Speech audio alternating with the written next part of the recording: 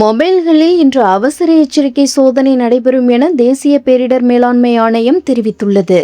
வெள்ளம், பூகம்பம் போன்ற பேரிடர் காலங்களில் முன்னெச்சரிக்கை நடவடிக்கையாக மக்களை எச்சரிப்பதற்காக செல்போன் பயனாளர்களுக்கு எச்சரிக்கை ஒலி அனுப்பப்படும்.